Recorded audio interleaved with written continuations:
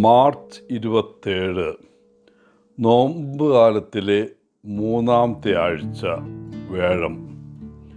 ലൂക്ക 11:14 മുതൽ 23 വരെ വാക്യങ്ങൾ.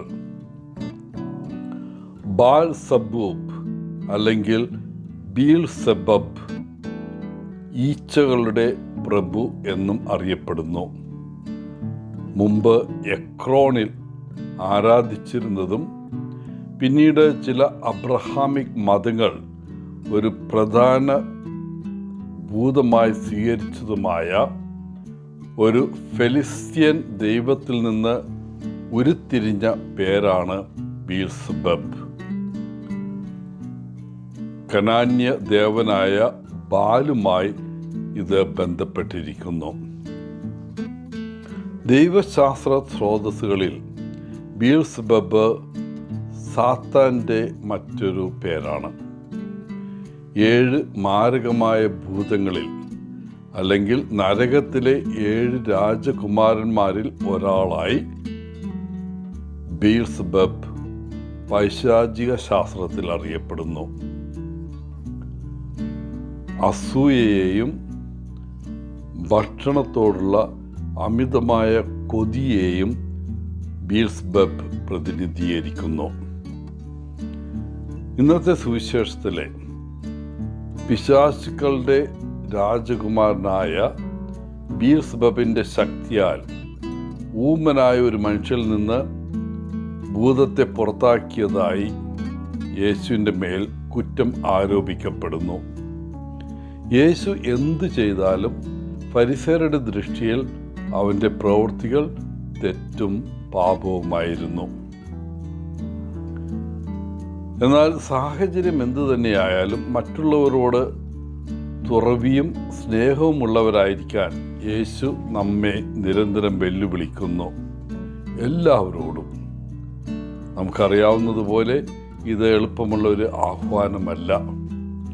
എന്നിരുന്നാലും നാം യേശുവിൻ്റെ അനുയായികളാണെന്ന് അവകാശപ്പെടുന്നുണ്ടെങ്കിൽ എത്ര ബുദ്ധിമുട്ടുള്ളതായാലും നാം അവൻ്റെ കാൽച്ചുവടുകൾ പിന്തുടരണം.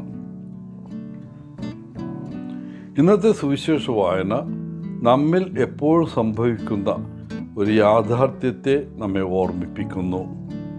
അതായത് നന്മയും തിന്മയും തമ്മിലുള്ള ഒരു സംഘട്ടനം.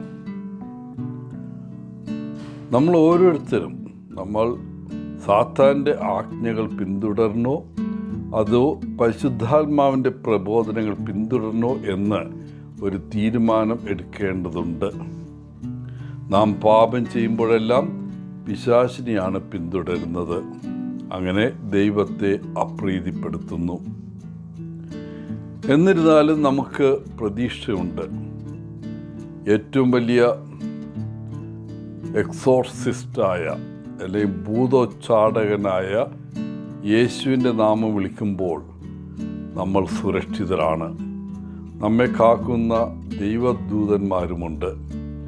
നമ്മൾ ദൈവത്തിൻ്റെ ശക്തിയിൽ വിശ്വസിക്കണം. അവൻ്റെ അധികാരത്തിന് കീഴിൽ പിശാചിന് നമ്മെ കീഴ്പ്പെടുത്താൻ കഴിയില്ല. എന്നാൽ പിശാച് എല്ലാ ദിവസവും 24 മണിക്കൂറും നമ്മെ അവൻ്റെ പക്ഷത്തേക്ക് ആകർഷിക്കാൻ പ്രവർത്തിച്ചുകൊണ്ടിരിക്കുകയാണ്. പിശാചിൻ്റെ തന്ത്രങ്ങളെ പരാജയപ്പെടുത്താൻ നമുക്ക് ദൈവത്തിൻ്റെ പൂർണ്ണ കവചം ധരിക്കണം.